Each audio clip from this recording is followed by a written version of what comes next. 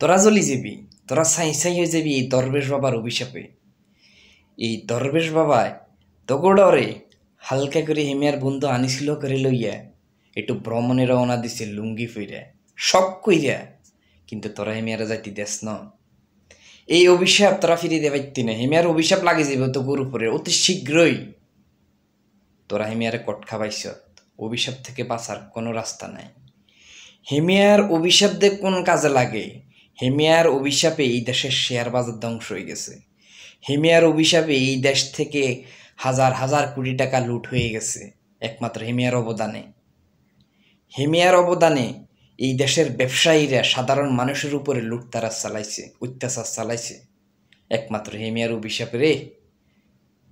তোরা বাঁচতি না, তোরা হেমিয়ার ফালাইতি দেস না, তোরা হেমিয়ার একটু ভ্রমণে যাইতি দেস না, তোরা বাঁচতি না, তোরা বাইবাতি যারা বাঁচতি না। হেমিয়া হালকা ভ্রমণে যাইতে চাইছে, তোরা কট খাবাই কিনলে হেমিয়ারা আনলি, এরে কিনলে আনলি। হেমিয়া তো ভ্রমণে না গেছে একটু হালকা, তো এটা লইয়াই তো হেমিয়ারে পেড়া। হেমিয়ার অবদান এই দেশে কত অবদান জানোস? হ্যাঁ, শেখ হাসিনা প্রথমে ক্ষমতা আসার পরেই হেমিয়ার হাতে অর্থনীতি চাকা তুলি না দেওয়ার কারণে হেমিয়ার অভিশাপ দিয়ে দেশের অর্থনীতি দুলিশাত করে দিছে।